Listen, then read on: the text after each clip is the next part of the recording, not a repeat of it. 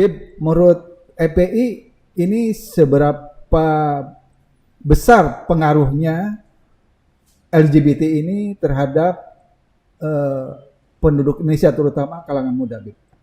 Oh, Bismillahirrahmanirrahim.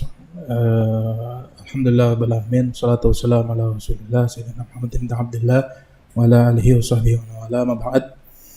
Pertama-tama terkait dengan bahaya yang berpotensi maupun sudah nyata terjadi di tengah bangsa Indonesia ini ketika LGBT itu merabak dan dianggap moral. Jadi memang problem besarnya kita harus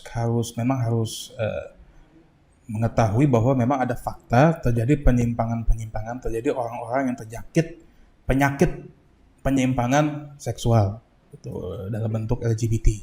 Itu apakah lesbian, gay, biseksual, transgender gitu, yang memang kesemuanya memang dalam bahasa agama kita biasa panggil juga sebagai kaum Lut. Gitu. Jadi memang fakta ini kita tidak bisa pungkiri. Cuma memang yang problem besar adalah penyakit ini dianggap normal.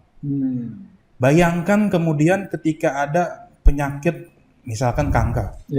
Kanker kan kita tahu semua ini sebagai penyakit. Gitu. Cuman kemudian ketika kanker dianggap normal, orang yang kanker itu kemudian dipersilakan untuk beraktivitas seperti biasa, tidak diobati sebagaimana mestinya, apa yang terjadi?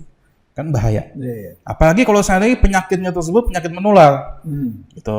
Ambil contoh itu kemarin misalkan COVID, kalau seandainya dianggap meyakini gitu COVID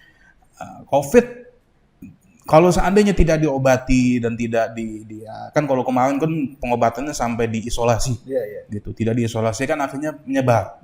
Gitu. Nah, penyakit-penyakit ini apalagi penyakit menular itu wajib diobati dan wajib kemudian diberikan obat, diberikan pengawasan agar kemudian menjadi sembuh seperti sedia kala. Nah, itu hakikatnya sebenarnya kenapa berbahaya kampanye-kampanye yang dilakukan hari ini, karena menganggap penyakit-penyakit seksual, penyimpangan-penyimpangan seksual yang hari ini terjadi itu adalah sesuatu hal yang normal.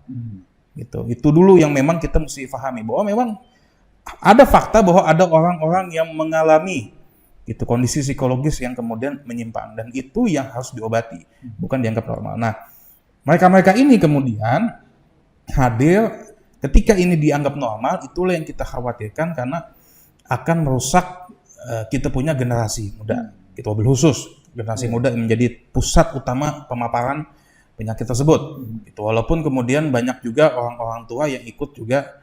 Ini jadi nggak memandang umur sebenarnya penyebarannya ini. Artinya dari yang muda maupun yang tua semuanya berpotensi terjangkit penyakit ini.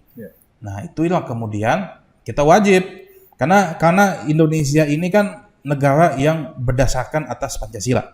Itu semua kita akui dan semua kita benar-benar harus konsisten berpegang teguh terhadap Pancasila sebagai dasar negara dalam menjalankan negara ini.